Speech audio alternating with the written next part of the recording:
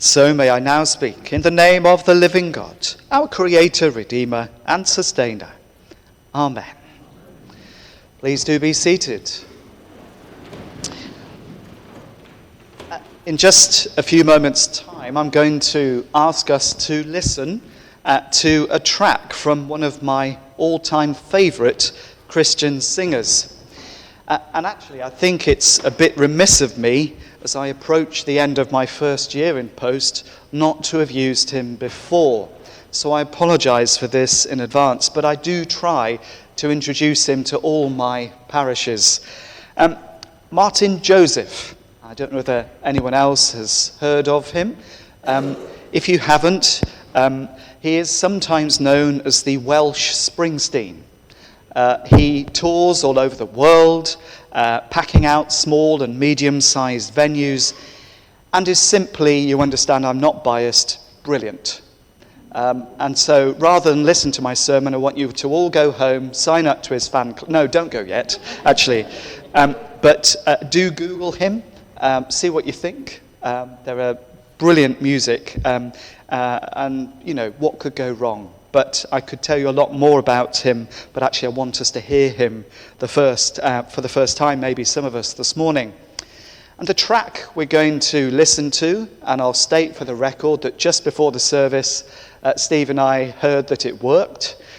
So we shall see. I have a backup plan. But it's a track called Everything in Heaven Comes Apart. And it's, for me, a profound reflection on the life of heaven. And I think it lends real perspective to our Christian pilgrimage. And the reflections come thick and fast, some of them more light-hearted, and some of them far deeper. So as we listen to this, maybe see if you can pick out one that resonates with you. Don't worry, I'm not going to ask. Do see me afterwards if you would like. But I think we're just going to listen. So this is about 4 minutes or so. I am going to say a few words afterwards, but not quite as many as I would have done, because I want this track to speak to us this morning. So, far taller Steve, over to you. I have about 65 other tracks, but not quite yet.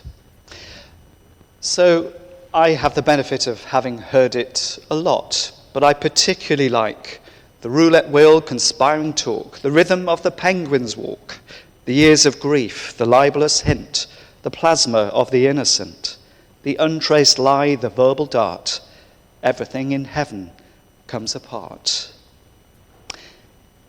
And we might just want to say that in heaven, everything indeed comes apart as it is changed, and bearing in mind our passage from Luke this morning, as it is transfigured. And as I mentioned, normally this is August the 6th. We're often on holidays, but it's a great glimpse ahead of our Lenten journey.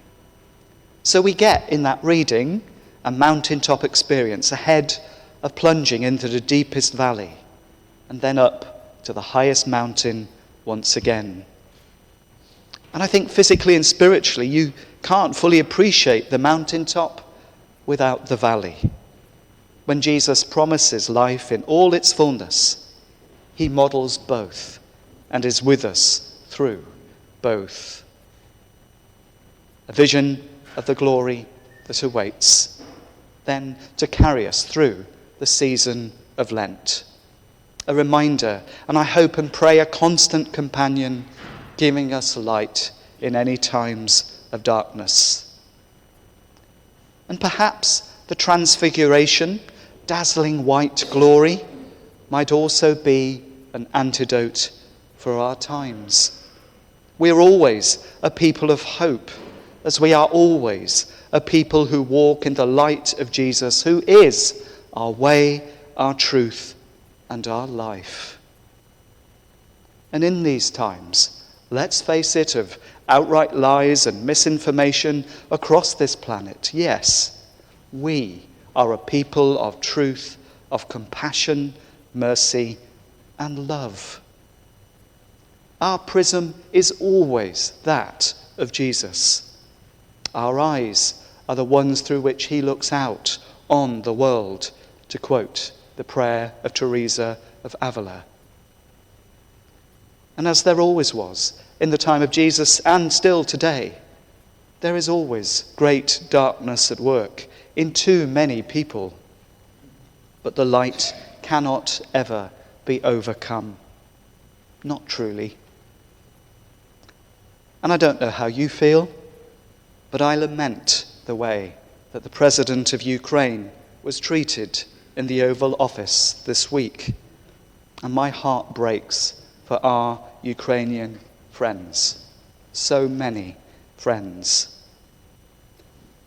But then, look at the love and the support that ensued. Look at the way truth then spoke to power through fellow world and European leaders, and also through increasingly brave journalists. And in one way, I think it's quite simple. As Jesus says in Matthew 7, "By their fruits you shall know them." So we ask the question, is there a harvest of love, joy, peace, patience, kindness, generosity, faithfulness, gentleness, and self-control? No? Well then, Jesus would have something to say about that, and so do we too. So as we journey into Lent, may we be minded of our own journey into the death and resurrection of Jesus Christ.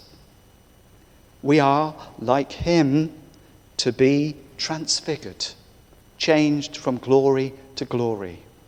That is what awaits us. That is what can be our gift in the here and now. That is our heavenly calling, where creation and heaven are renewed and restored, as everything does indeed come apart in the best possible way. Amen.